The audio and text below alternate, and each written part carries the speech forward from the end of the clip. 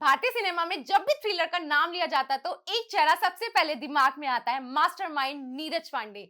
ये वो शख्स है जिन्होंने ए वेडनेसडे जैसी फिल्म बनाकर पूरे देश को हिला दिया था।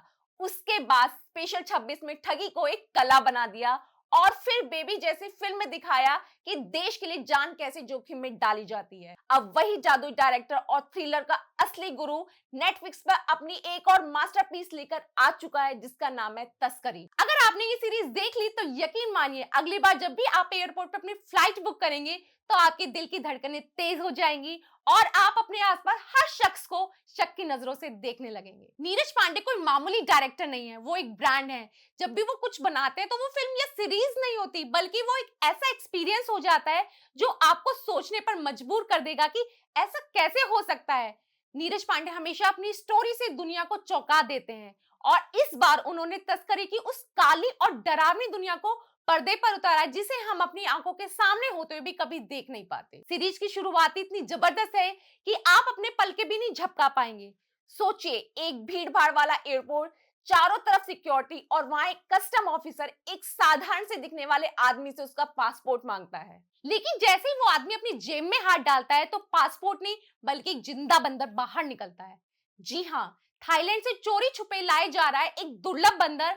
यहीं से नीरज पांडे अपना खेल शुरू करते हैं और आपको उस दलदल में ले जाते हैं जहां हर कदम पर मौत और धोखा है। इस सीरीज की सबसे बड़ी जान इसका एक डायलॉग है जो आपके दिमाग में घर कर जाएगा कि इन स्मगलर्स में इतना दिमाग होता है कि अगर ये इसे सही जगह लगा दे तो पूरी दुनिया से भुखमरी खत्म हो जाए।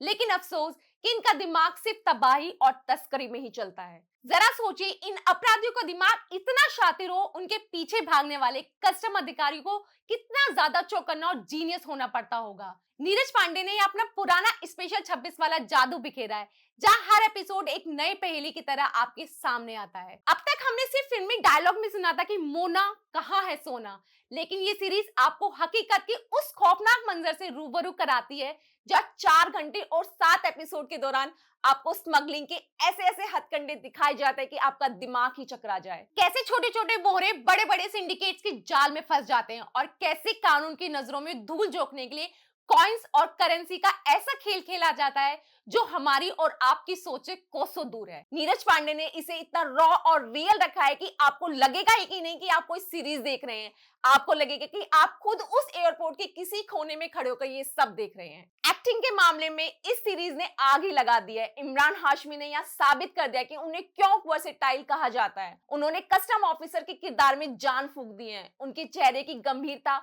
और उनकी आंखों की चमक देखकर ऐसा लगता है कि उन्होंने सच में ही उस डायलॉग को जी लिया है कि अक्खा बॉलीवुड एक तरफ और इमरान हाशमी एक तरफ। यहाँ ना तो कोई फालतू की हीरोपंती है, ना ही कोई हवाई डायलॉग्स, यहाँ सिर्फ और सिर्फ प्योर एक्टिंग है। वहीं दूसरी तरफ विलेन के रूप में शरद केलकर ने ऐसा काम किया है कि वो रिव्यू प्रूफ बन चुके हैं। वो एक ऐसे विलेन है जिनसे आपको नफरत तो होगी लेकिन उनकी पर्सनैलिटी और उनके अंदाज पर आप दिल हार बैठेंगे। उनके स्क्रीन पर आना एक अलग ही तरीके का खौफ पैदा कर देता है। फीमेल एक्टर्स में अमृता खानविलकर ने अपने एक्शन सीन से सबको चौंका दिया है। वहीं जोया अफरोज ने एक एयर होस्टेस के रूप में अपनी जो स्क्रीन प्रेजेंस दिखाई है उसमें एक अलग ही करिश्मा और अट्रैक्शन है। नंजीश संधू के लिए सीरीज एक बहुत बड़ा टर्निंग पॉइंट है। उन्होंने चीख चीख कर बता दिया कि वो सिर्फ टीवी के चॉकलेट बॉय नहीं रहे बल्कि वेब सीरीज की दुनिया में एक मंजे हुए खिलाड़ी बन चुके हैं। कुल मिलाकर नीरज पांडे की तस्करी सिर्फ एक सीरीज नहीं बल्कि स्मगलिंग की दुनिया का वो काला सच है जिसे देखना हर किसी के बस की बात नहीं। तो अगर आप थ्रिलर की शौकीन हैं और कुछ ऐसा देखना चाहते हैं जो आपके होश उड़ा दे तो इस सीरीज को बिल्कुल भी मिस मत कीजिएगा। लेकिन याद रहे, इसे देखने के बाद अगली बार एयरपोर्ट पे जाने पर आपको हर बैग और हर जेब में कोई राज छुपा हुआ नजर आएगा। तो अब बारी है आपकी।